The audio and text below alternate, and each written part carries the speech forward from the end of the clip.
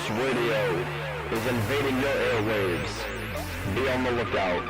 Geeks and Gamers.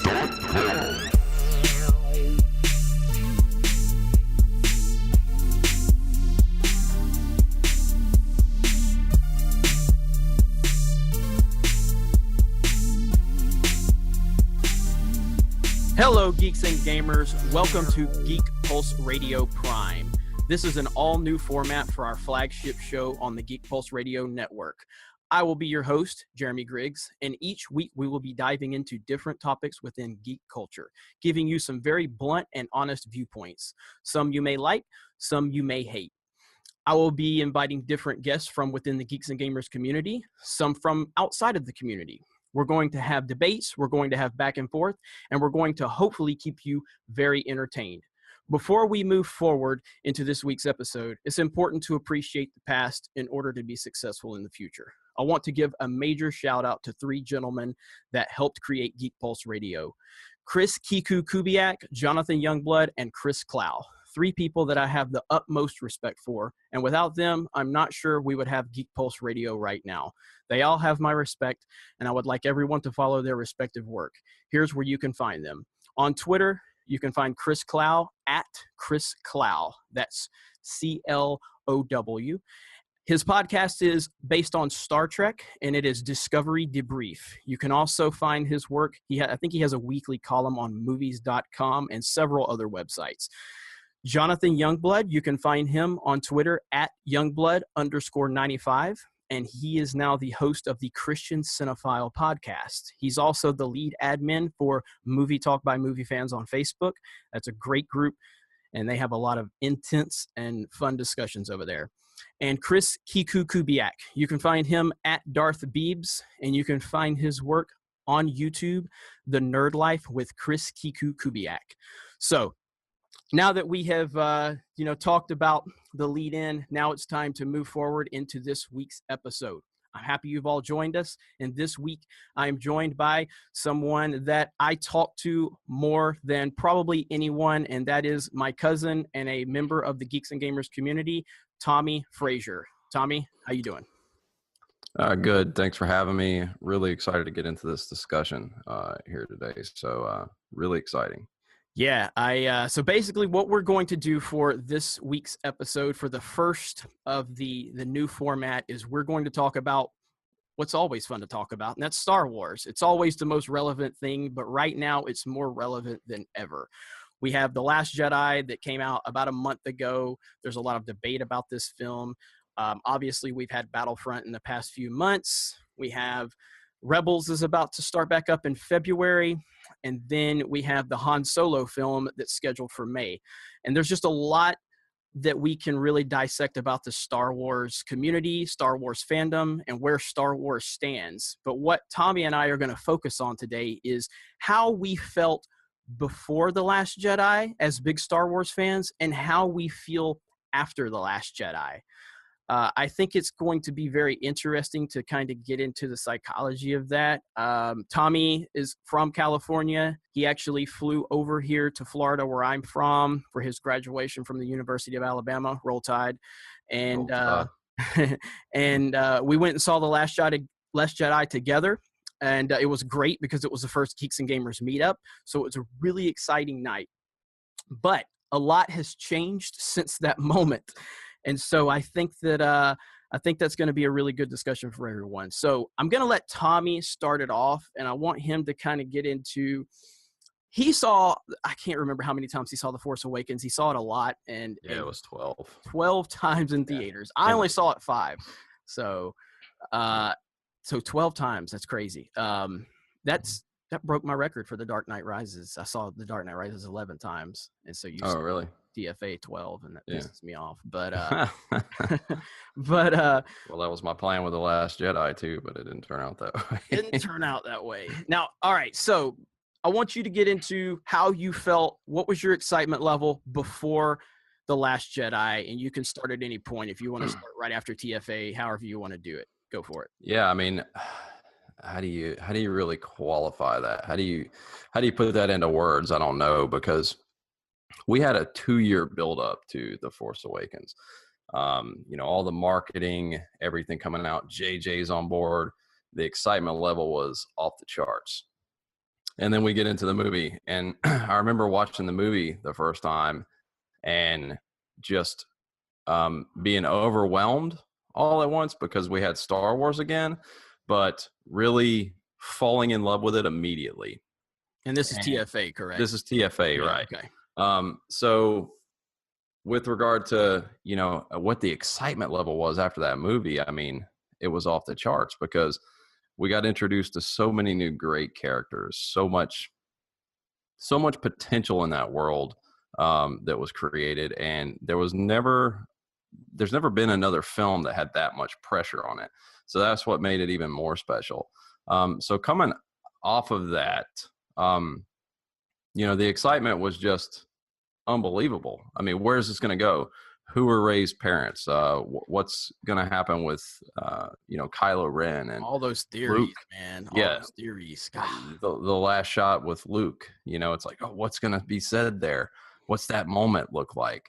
Yep. Here's Luke after 30 plus years. So it was off the charts really with regard to excitement.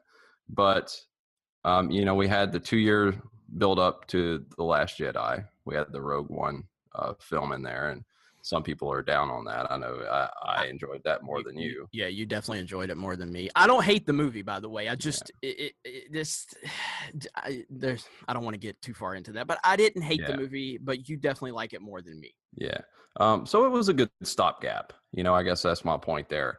It gave a little Star Wars. It gave us the amazing Vader moment. One of the greatest moments in cinematic history to a lot of us. Mm-hmm. So we had that, but immediately our focus turned to The Last Jedi. And it's like, all right. And I remember you and I had this conversation shortly after Rogue One was out of theaters. It's like, okay, dude, in a few months, we get The Last Jedi. Like, we're going to see what happens with Rey. We're going to see what happens with Kylo Ren. Like, that's what I want to see. That's what I want to know. Where's that going? And then, the whole build up, the anticipation of the trip, coming out to Pensacola, that was huge. That was a cross country trip for the movie. And we put together a large viewing with the community, which was really cool. So there was a lot of build there, the anticipation, the swell. I don't think it really could have gotten any higher for me. So I admittedly came into this film with incredible expectations and hopes more than anything, I guess I would say, about what had been created and where it could go. And then we were hearing in the news about how amazing the story was, how amazing Rian Johnson was. And then, we get the screener releases and we get the media starting to talk about it. And we start hearing about how he just killed it. He knocked it out of the park. It's amazing. And the critic reviews start coming out. Mm-hmm. And so then, that takes things and it just ratchets it up a notch. And we're like, dude, I can't process what this movie could possibly be. So it just takes it up another level. The Dark Knight comparisons. Remember the first time we played Crate on Battlefront 2? Like, blown away. We were just we were like little kids on Christmas Day when we played Crate for the first time, and we kept quitting quitting matches just so we could start it over. If it's not Crate, I'm not fucking playing this game. Yeah, Crate was so beautiful, and it is a beautiful map. Yeah, it absolutely. And speaking of Crate, I mean, the ATM 6s. I mean, things like that, just in the marketing that we were exposed to, just drove things up even that much more. And I remember when we did play that map the first time, or when I played that map the first time, you guys had already played it, that you all went and followed the objective and went into the hangar there, and I was hanging out outside, walking around the ATM 6s looking. We're like, where are you at? You're like, dude, this map is beautiful. Like, we're like, dude, we're getting our ass kicked. Get in here. So just everything, a lot of things we hadn't seen before, the cinematography, the beauty of Crate, and just the way everything was presented to us, just gave us something. It gave us the idea that we were going to see something a little different, but we had the underlying promise of, okay, this story is still intact because all the reviews are so good. Like, this must be incredible. Mm-hmm. So that's what we went in. That's how we went into that movie. So, yeah. So between The Force Awakens and The Last Jedi, that's kind of where I was as far as anticipation level. Yeah, and I mirror a lot of what you said. I remember just the feeling I had walking out of The Force Awakens for the first time, and just being so blown away at the possibilities. Nothing upset me in The Force Awakens at all. Everything that happened, all of the development. The Force Awakens, I loved how we knew all of the characters even before we saw the movie. Like they had done Right. such a good job of marketing that, so you already felt so connected to this new world of Star Wars.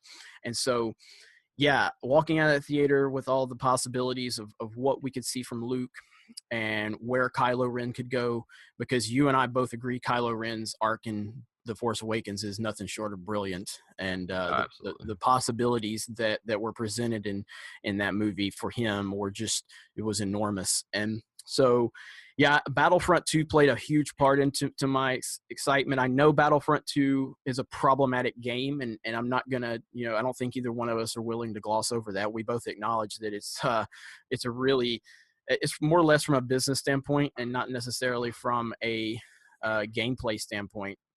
Right. The campaign's not great by any means, but it's not terrible either. But the multiplayer is fantastic.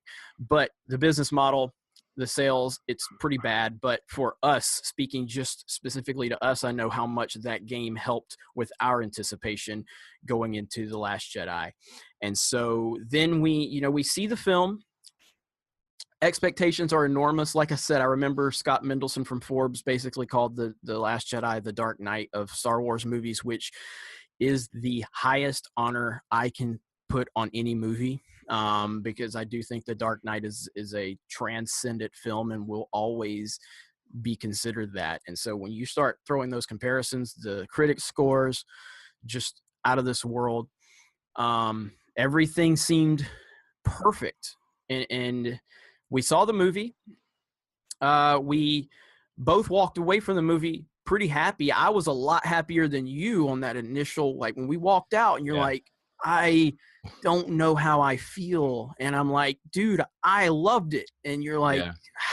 I mean, something felt weird to me, Mm-hmm. but I did like it, but you were like, something felt weird to me. And, here we are now. I've seen it. How many times have you seen it? I just saw it for the 5th time last night. And my opinions really didn't change much. I've pretty much solidified my opinion on this film at this point. But, I'm getting to the point, and I think we'll talk about this in a little bit, where I can start to enjoy it for really what it is, because there was so much we had to process, and which is what we're talking about now. But yeah, it was 3 times that opening weekend, though. I mean, you and I saw it twice, and then I came back home. No, we saw it 3 times, didn't we? Did we? Oh yeah, it was 3 We saw times. it 3 times opening weekend. Yeah, and then I saw it the 4th time that Monday, and then after that, so, which is unusual because, I mean, usually with a Star Wars film, I'm in the theater every few days if I can be, or at least every weekend. And the last time, before last night, the last time I had seen it was Monday after opening, which kind of tells you something. But yeah, when we walked out of the theater, we were in a little bit different place, but we did the reaction video for the group, which was cool, and everybody was there. And I think that the same thing I experienced last night is sort of the same thing I experienced on opening night, and when we did that reaction video. Because walking home from the theater last night, I told my wife, yeah, I don't dislike the movie, I guess. Like, I really like parts of it. And I started talking about, the moment with Luke, the crate in general, the development of Poe Dameron, all those things that were sticking with me.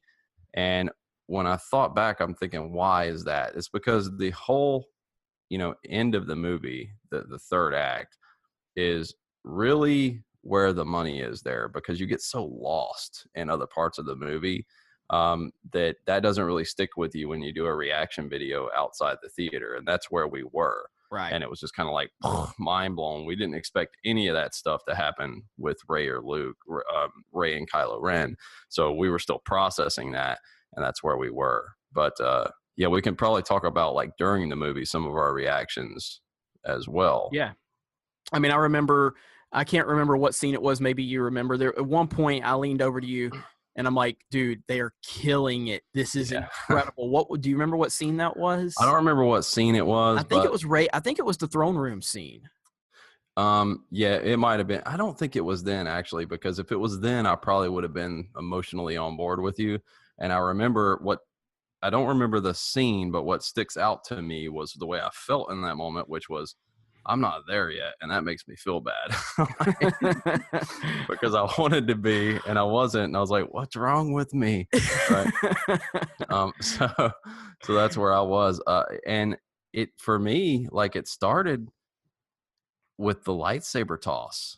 You know, when he tossed the lightsaber over his shoulder, that's not what I wanted right there. Yeah, and I remember distinctly in the theater sitting there and thinking, oh crap, I don't think I like that. And I don't think I like this. And then the tone, I started to become aware of the tone of the movie. And that's when, you know, during the whole scene in Canto Bite with Finn and Rose, the whole thing, well, I was very, you didn't really like the Poe Hux deal in the beginning either. I didn't know. Yeah. I'm glad you brought that up. That also took me out. And I rewatched that last night, really paying particular attention to that. And I think the comedy is just off right there. I see what they were going for, what Ryan Johnson was going for, and I can appreciate infusing a little comedy there. But I don't know if it's the delivery, if it's the execution of the lines, if it's the timing. But that opening scene has the potential to be one of the most powerful opening scenes we've seen in a Star Wars film, you know, outside of like episode 3. Which I'm sure will get a lot of reaction out of the community. But we're both prequel defenders, so I mean, me probably a little more than Tommy, but we're both prequel defenders. So go ahead. You can't objectively argue that the intro to episode 3 is nothing short of brilliant. So I mean, good. it's incredible. The music, what's going on, the relationship between Obi-Wan and Anakin at that time. I mean, outside of Hayden Christensen as an actor, but you know, so I forgot where I was. What were we talking about? You were talking about how the tone, the opening of The Last Jedi, and how it had the potential to be one of the best. Oh yeah. Openings. So right there, you've got Poe, you know, coming in, and this is the first time we've seen Poe. There's a threat to the Rebel base. We're not sure what's going on. We see the Dreadnought for the first time. Oh my God, what is that? And right there in that moment, the comedy just felt like it was off. It didn't feel like it landed. I'll get more specific on that. Actually, it seemed like it just went a joke or two too far. I mean, I'm fine with the, you know, holding for Hux thing to stall a little time, but it just dragged on a bit too far for me personally, and that's what took me out of it, you know, mentally when I was watching the movie. So, but the entire opening scene is brilliant for Poe's character. It's emotional when they charge the bombs and they drop the bombs, and then, you know, Rose's sister Paige dies. The whole thing lands, and you see what sacrifice really looks like for the rebels, or for the rebellion, resistance at this time they're calling themselves. So I just felt like that was the only kind of mark on that opening scene, and that's what initially made me aware of it. Yeah, we've discussed this before. I mean, I'm okay with that whole scene with Hux and Poe. I'm not.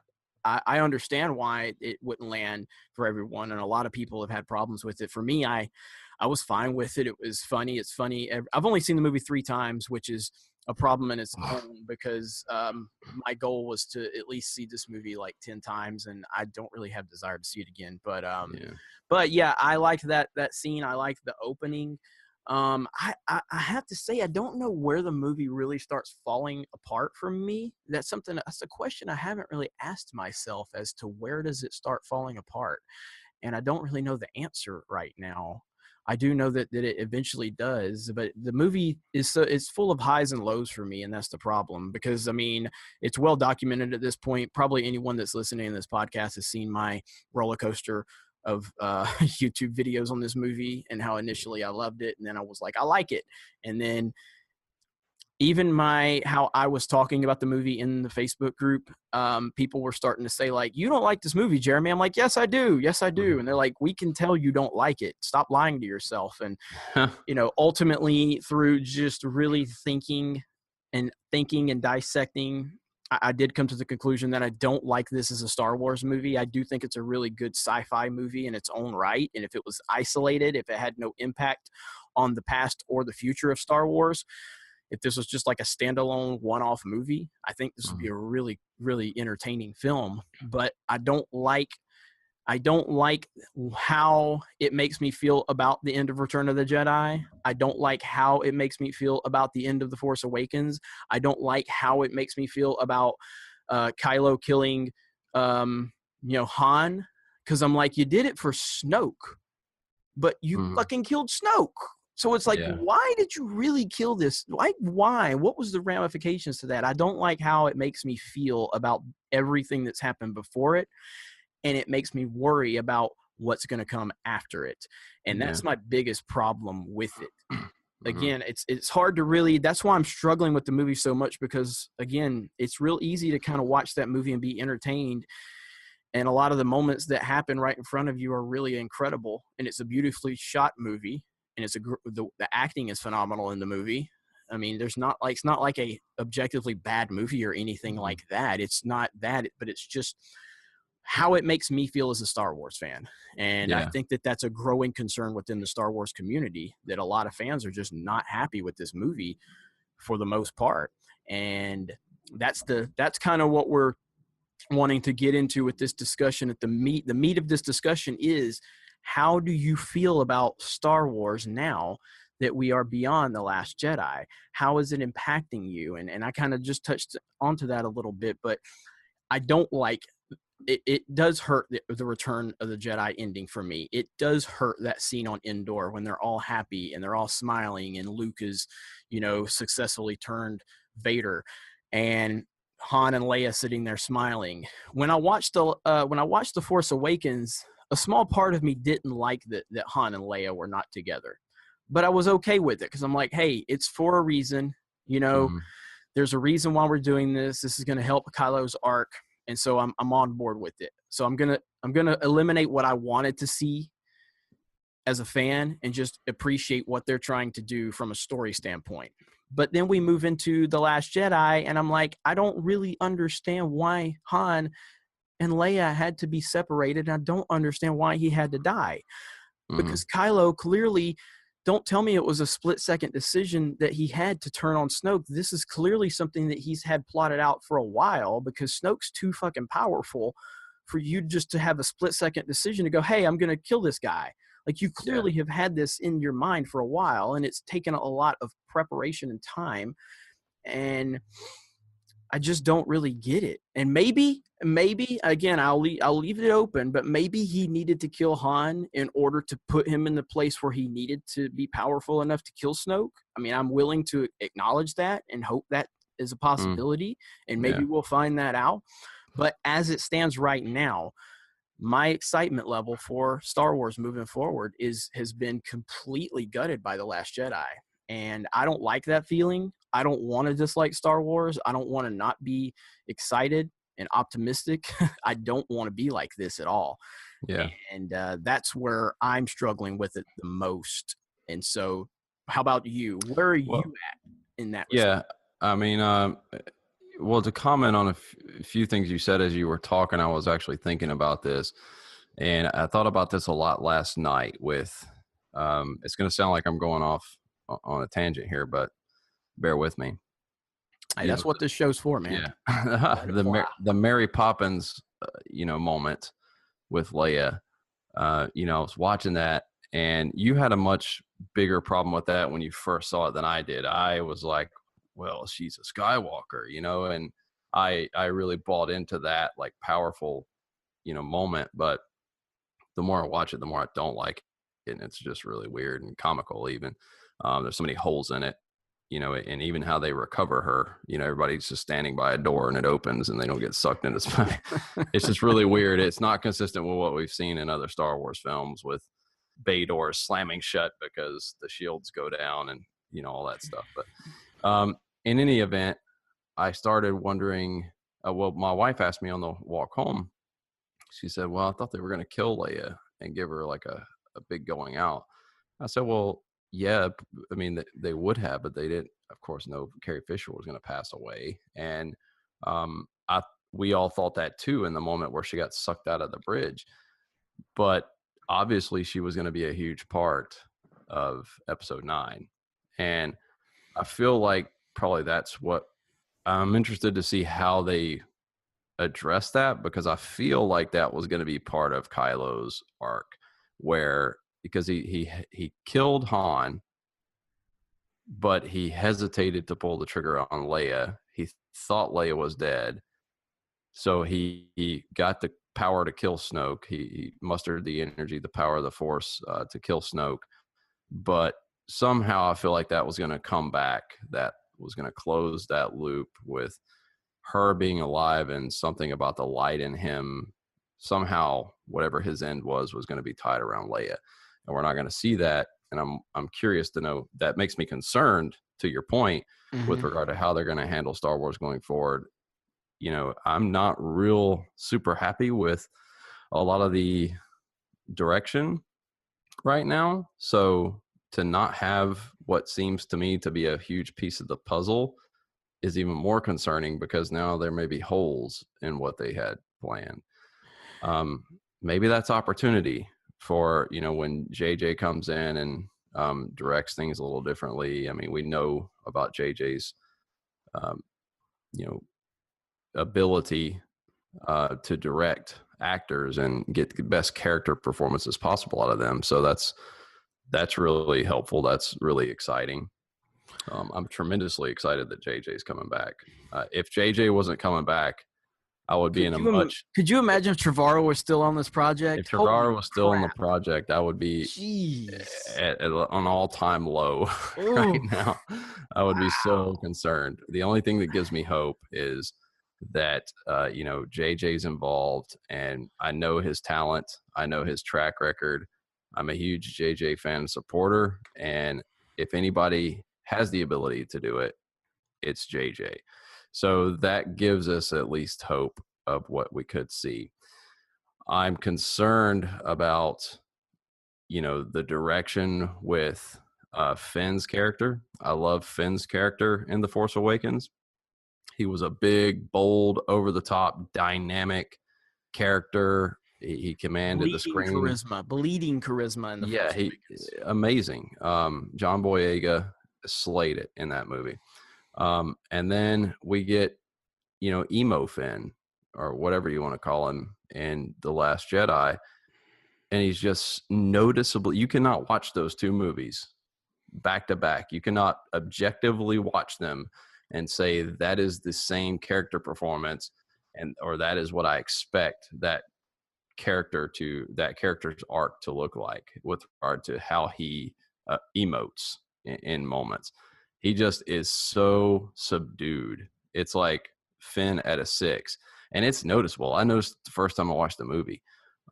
He's not big, bold, over the top. His comedy timing is off. It doesn't land. And then that hurts his first meeting with Rose, even, which starts off pretty good. It did start off good. Yeah, with her being mesmerized by meeting a Resistance character. But it falls off really quickly because the character, I just don't buy it. They're finishing each other's sentences. Finn is now concerned with, this side mission in the casino and getting distracted by the pretty colors, when the thing that he's been most obsessed with the entire time is Rey is still in danger. Dude, he was in a coma for like forever, and the first words, "Where's Rey?" Yeah. And then it doesn't fit, man. It just doesn't fit. it doesn't. And let's go ahead and talk about the obvious and the character that everyone hates, and that's Rose Tico. And let me preface what we're gonna say here.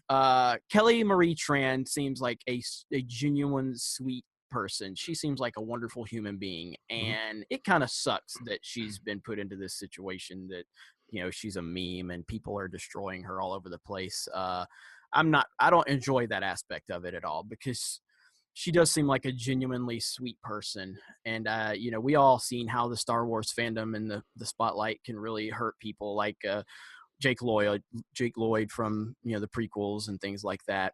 But yeah, Rose is and I blame Disney. I blame Disney straight up for the fact that they created a character that had no business being in this film as a reason to, I guess, over diversify this already diverse cast. And again, if you can bring diversity into a story, I don't know of any normal human being that's not going to be all for diversity as long as it complements the story. My problem is, don't bring that shit into Star Wars and create some stupid side mission that literally does not help this film at all. The only reason Canto Bight is there is to push social agendas, anti-capitalism from Disney, which is laughable. Animal rights, which, okay, I mean, I'm a huge animal person, as you are. We both love our dogs. We were other day we were comparing whose dog is fucking cuter, because that's what we do. We love our dogs. Yeah. But I don't care about some stupid, irrelevant animal rights message in my Star Wars movie, especially when it's not complimenting the movie. Yeah. And Rose Tico, she just was so bad in this movie. Kelly Marie Tran is not a bad actress. Rose was a bad character. She was an all-time horrible character.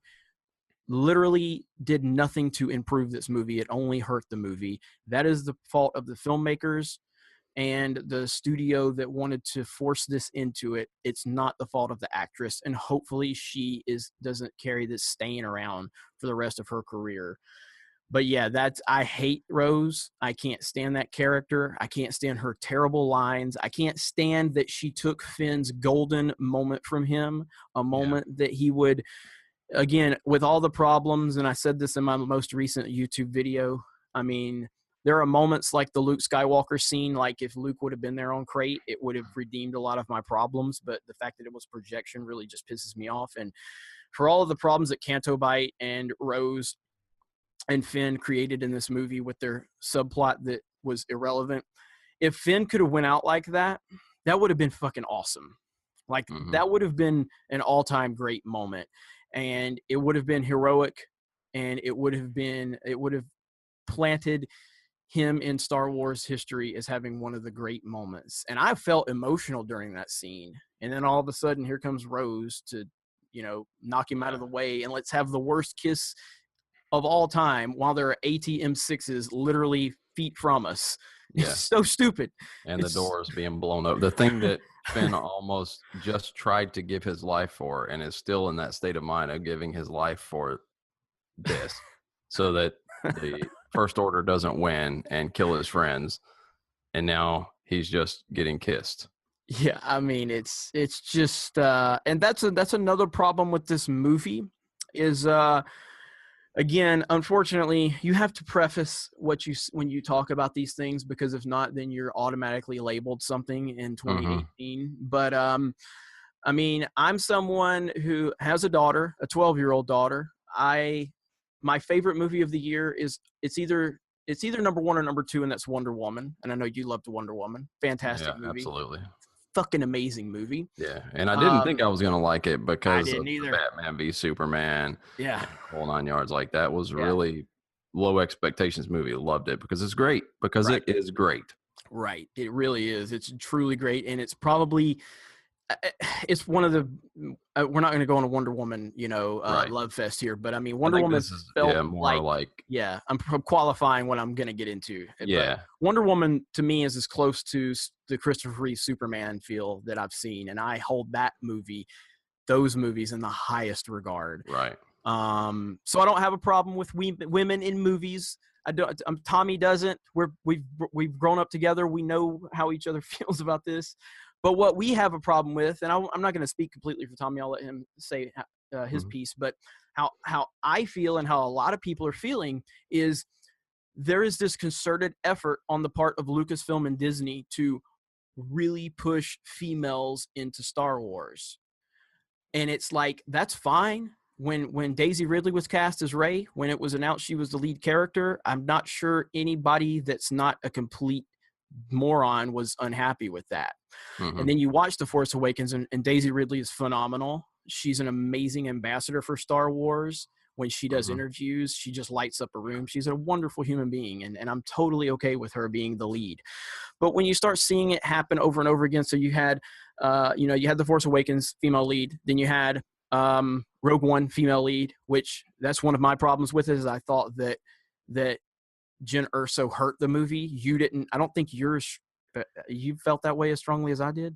Not as strongly. No, I understand the criticisms, and I think that there's definitely a lot of moments where she feels flat and or robotic at times, but then others draw me in more. So I think she was serviceable in the role, and it didn't really distract me. Yeah, and then we get into Battlefront 2, which the campaign has the female lead, and again, I ended up really, really liking Iden. I really enjoyed her. I thought her arc in the campaign was I don't know if everybody's played that. I won't go into any real spoilers or anything, but I thought Iden's arc was great, and I ended up really liking her. She was really cool. So really no problem with that, but it's like then you get into The Last Jedi, and it's like all female resistance versus an all white male, First Order. And it's like, what type of subtle imagery are you trying to create here? Because I don't really just stop, just make a movie, give it the proper pieces it needs to be good.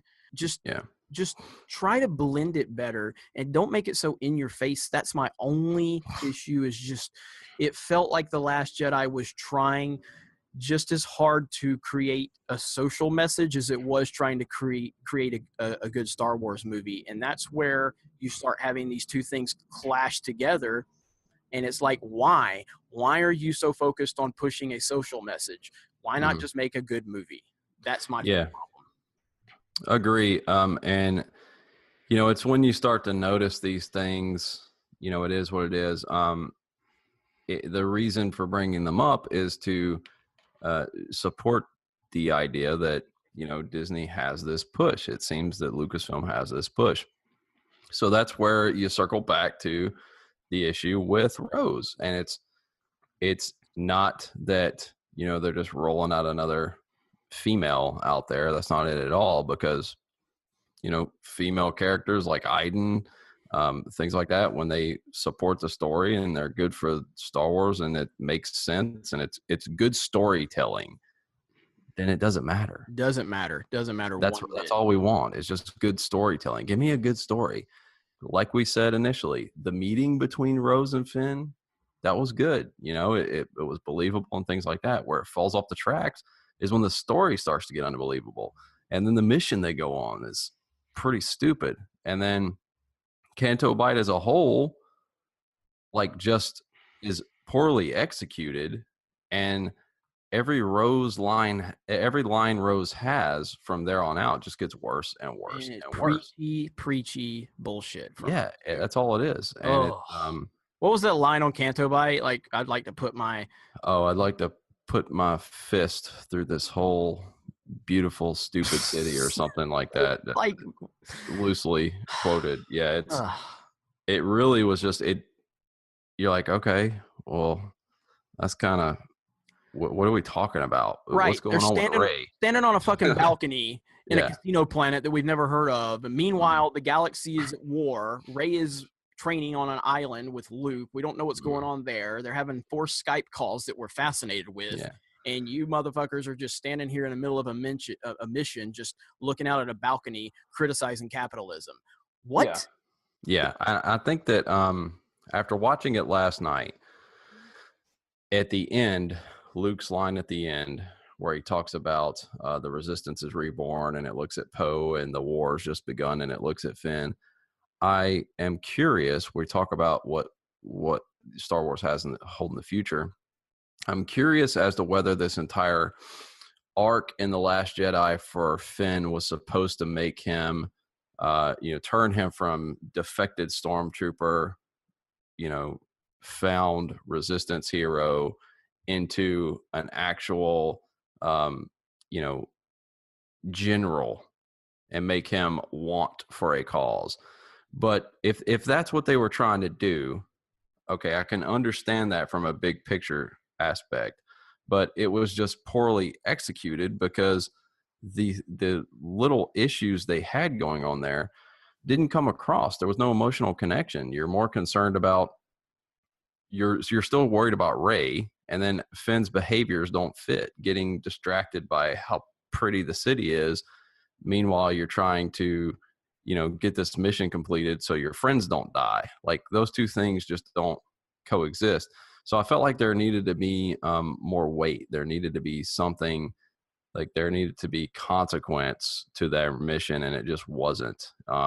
Something more than what they saw. So that was my big problem with it. Finn's character development was wrapped up into that, and everybody wanted to see Finn with Phasma. Everybody wanted to see that come to some sort of conclusion, have a storyline there. There's a lot of potential there that was set up in The Force Awakens and not followed through on here. And I think that's why a lot of fans are feeling kind of let down and betrayed by it, is because it seems like a lot of these things that we were almost promised in The Force Awakens, they weren't developed, they weren't delivered on here. And that really sucks, with all of the potential that there was there. Well, I want to, you brought up a good point I want to touch on real quick, and that is Phasma. That's a great point. So when we're talking about, this whole female push to by the marketing and by the movies. Oh, yeah. Mm-hmm. Clearly, we're not anti-female, because I wanted to see more Phasma. Would you have Gwendolyn Christie from Game of Thrones, one of the most badass women on the planet, and you just basically have treated her like a complete side piece? Like, all she was something to sell toys, and me and you bought plenty of them. Oh, yeah. Because I bought Captain Phasma when I first saw the first images of Captain Phasma, and I think it was Entertainment Weekly. I was like, holy shit. And then I found out it was Gwendolyn Christie. Yeah. And I'm like, amazing. Whoa, okay. I am so in. Went and bought. I've got like I've probably got like 7 or 8 Phasma, toys. And I was so excited for her. And she's like so terrible in The Force Awakens. I mean, she's so bad. She's so bad. But I was like, all right, cool, that's fine. We're gonna get redemption for Phasma in The Last Jedi. Yeah. And literally, we don't even see her for like the first 2 hours. Like, she's nowhere. And then we finally see her, and Finn whips her ass, and she's dead. And we're like, yeah. What? It was, you want to push this female thing?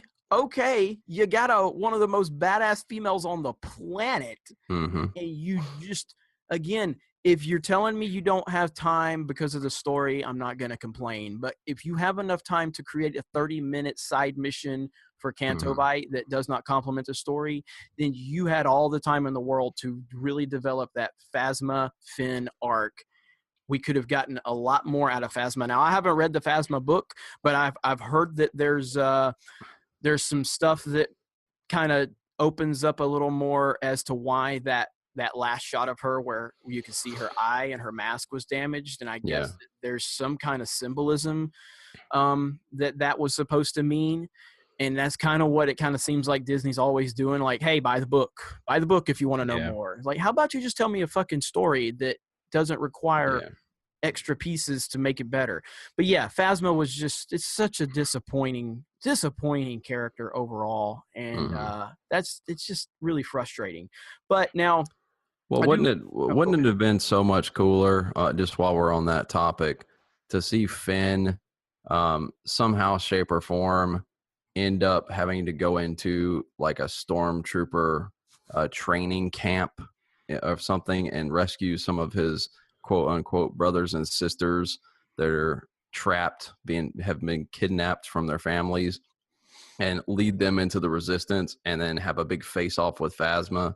I mean, wouldn't that be cooler? Rose there or not? I mean, if you want a diversity and shoehorn Rose in, tag her along on that mission. I'd much rather see that. But there again, you get into, there really isn't a reason to shoehorn him in a female sidekick of any race or religion, because he just didn't need it. He just needed to develop in the story that was laid out and presented to him. He was orphaned, brought into the First Order, trained as a stormtrooper, and in the Force Awakens, we get a sense that there's some sort of history between those two, and we never get to see it go all the way through. It never pays off. Super cheap. Yeah. And that's one thing I've kind of said about this movie that kind of really bothers me, is there's a lot of cheap moments that on the surface they seem really cool, but when you really start thinking about them, they come off really cheap. The Rey, Snoke, Kylo situation in the throne room in the moment seems super cool, and then 10 seconds later they're back to fighting like nothing happened. It's like, what? Like, so really, what really changed in the movie outside of a shock kill of Snoke? Nothing really, because it's still Rey versus Kylo. And the Luke scene on Crate, again, you were in the theater with me. I mean, I was blown away by that the first time I saw it. But then you just you keep thinking about it, and you see it again, and you're like, there's no doubt it's beautiful. The imagery is second to none. The moments with Kylo and Rey and Luke standing across from each other with their lightsabers is just incredible. But you're just like, once you know that's a projection, it just doesn't mean as much. And it sucks. So to touch on those 2 points, in the throne room, I was really watching that particularly last night, and I still got chills when he called the lightsaber back towards him and Rey caught it. I mean, that moment, it is so cool. It still gives me chills, right? I am not in the same place with that as you are, and we've talked about this before, where I kind of understand within the scope of what they were already doing. I kind of understand why he teamed up with her in that moment, and then like turned again, because his mind, where he had conflict and then resolve in that particular moment was he's resolved to becoming the supreme leader, and he thinks Rey is going to turn with him.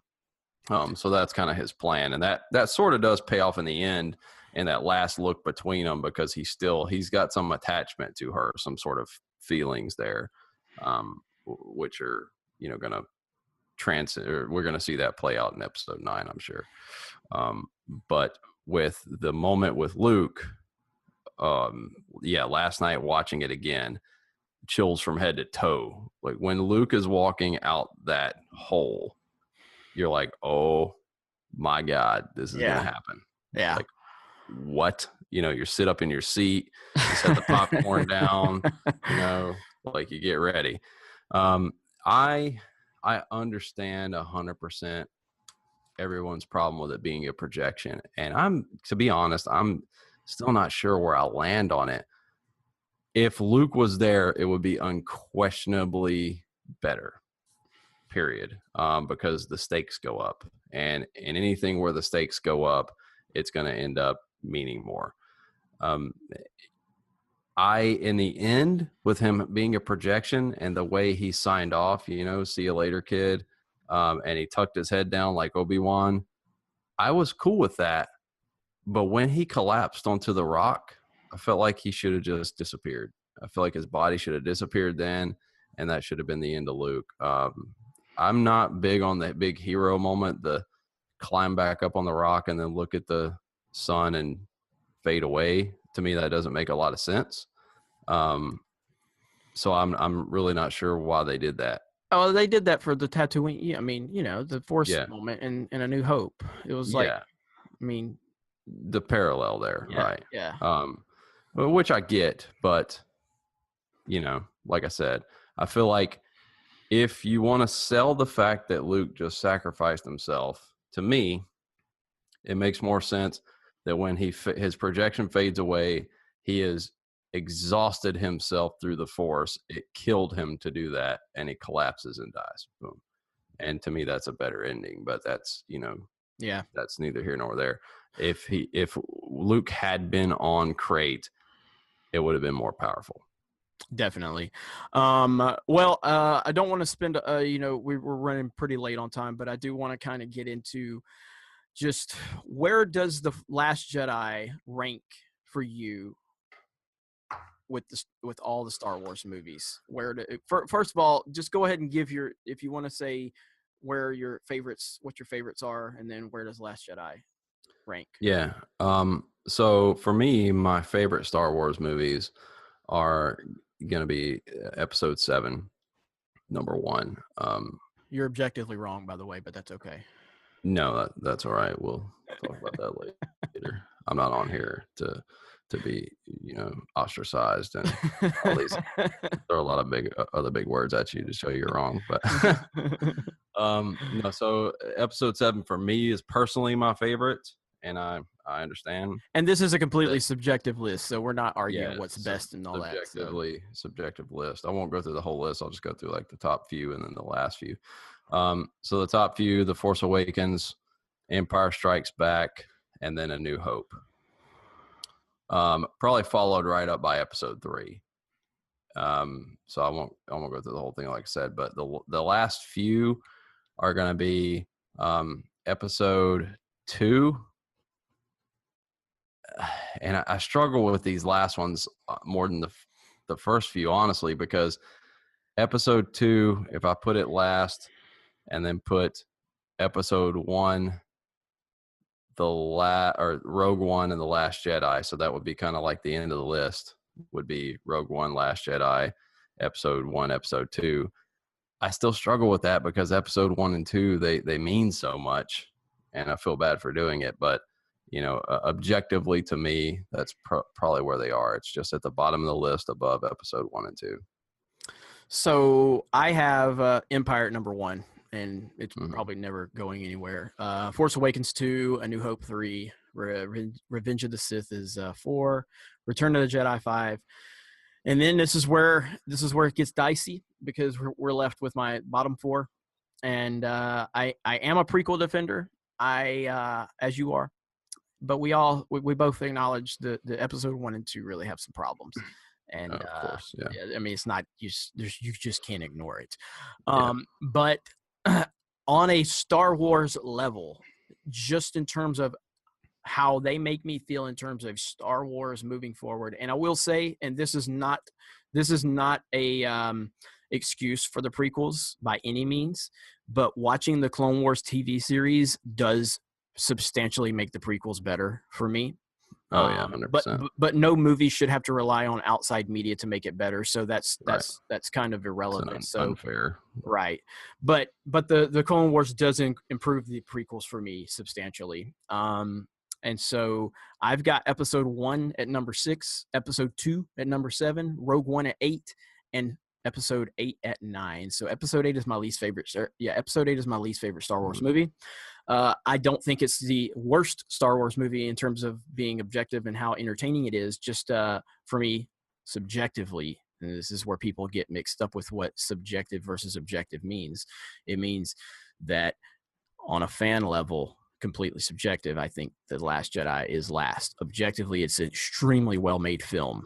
And I don't really think, if you're looking at it with no bias, I don't think you can argue that The Last Jedi is a well-made film. I really don't. You can argue it's a terrible Star Wars movie, as I have, but it's still a really well-made film, and it's very entertaining. Yeah. So moving forward, I mean, there's still a lot to look forward to with Star Wars, and I've mentioned this a few times in my videos, but I have gone back and started watching the Clone Wars again, and the Clone Wars is phenomenal in every aspect. Tommy just started watching the Clone Wars for the first time. Yeah, I'm in Episode 2 now. I mean, Season 2, and I've watched it here and there over the years, but never did an intentional watch through. But I've finally committed to that. So it's great. It's so great. I have not watched Rebels all the way through yet, but I will be getting into Rebels, and I just recently purchased the Ahsoka novel. And so once I get done with my rewatch of the Clone Wars, I'll listen to the Ahsoka novel, and then I'll move into Rebels. And then, but I'm still generally excited about Star Wars. I'm just nowhere near where I was. I'm a huge Walt Disney World fan, as Tommy is. We love Disney parks, and Star Wars Galaxy's Edge is currently being developed in Anaheim and in Orlando. Mm-hmm. That's the most exciting thing right now in the Star Wars universe, and it always has been, to know that we're going to be able to walk into a Star Wars theme park, not necessarily a theme park, but a Star Wars land inside of a theme park. Yeah. I can't wait. I truly can't wait. And the fact that J.J. Abrams is still on board for episode 9, and J.J. is one of my favorite producers, filmmakers, writers of all time. Mm-hmm. JJ produced my single favorite television show, which is Lost. I've loved every movie he's touched. So I have a lot of faith in JJ. I do feel like JJ is going to retcon a lot of things that happened in 8. I don't think he's going to retcon Snoke or Luke, because I think that's kind of beyond retconning. But Yeah. I do think he's going to retcon some things. We will see. Maybe he won't. Maybe him and Ryan were completely on the same page, and we just don't know what the hell we're talking about. But it does feel like a lot of the Force Awakens was kind of ignored in episode 8. So we'll see. Now, how do you feel moving forward about Star Wars? I feel the same in a lot of ways. I would say that for me, moving forward, The Last Jedi will probably drop more than anything, because you do get more of a Star Wars feel when you watch the prequels than you do when you watch The Last Jedi, because it just feels like an isolated movie. It's a well-made, great movie in and of its own, but it doesn't forward the story and that Star Wars feeling way that we set out on with The Force Awakens. But with that said, like I said, there's so much to be excited for. There's always some sort of new media coming out, some sort of a new material to digest as a Star Wars fan, including the physical experience of going to the theme parks.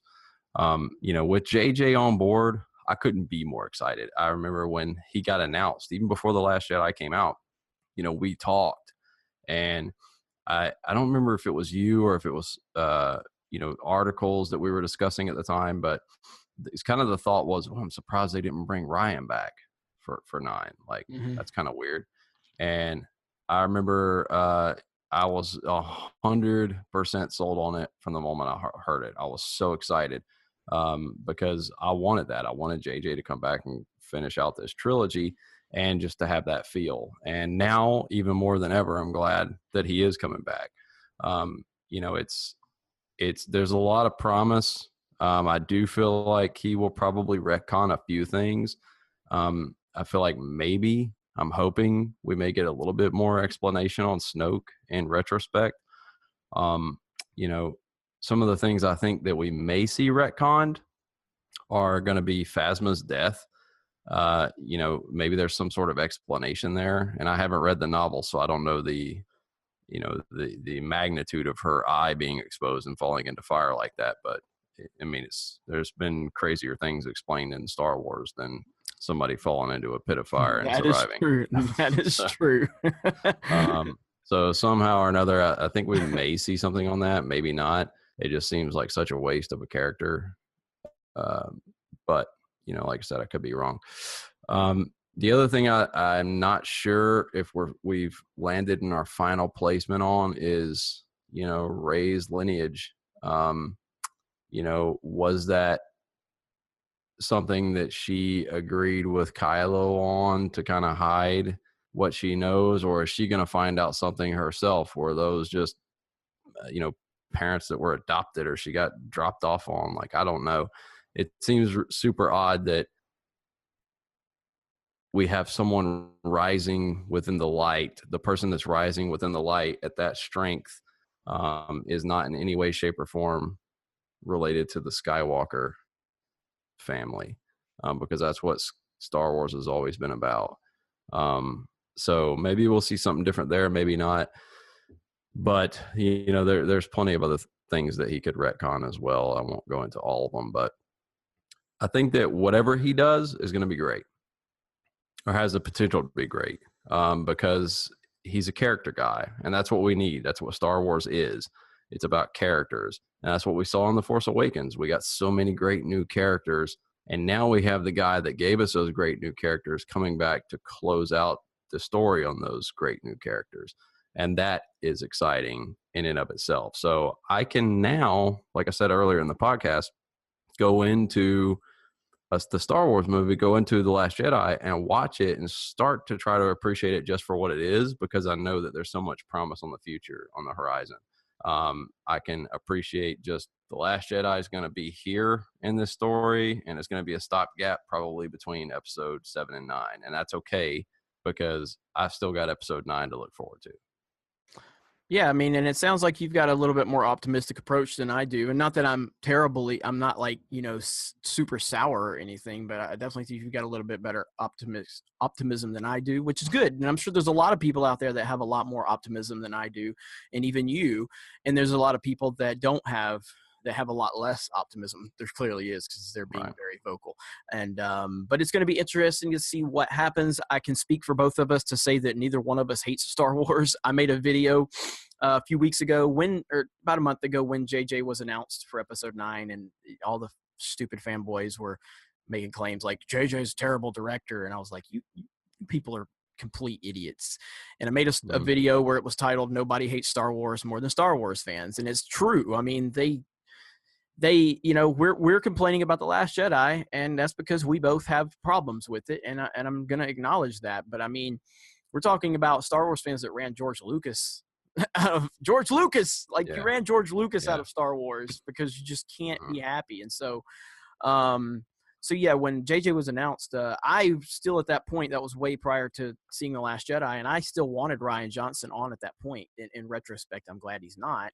And I still, I made the prediction that I do think Disney's going to pull Rian from that trilogy based on the reaction to The Last Jedi. I may be wrong. Yeah. I mean, time will tell, but we shall see. But ultimately, I'm always going to be excited because it's Star Wars. I hope that they look at things and really try to take what the fans are saying into serious consideration. That's kind of hard, because Star Wars fans have almost turned into the boy that cried wolf at this point, and it's hard to take them seriously when they're complaining, because they complain about everything.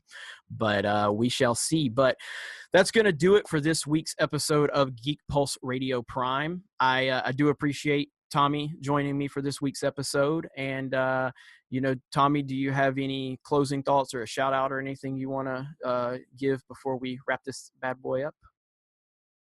No, I give a shout out to my sons, Colton and Landon. They think it's funny that their old dad's doing podcasting. So I'll give a shout out to them. But 14 and 12, I'm the big old nerdy guy doing stuff. So, but no, it is a lot of fun. It's always fun to talk about Star Wars.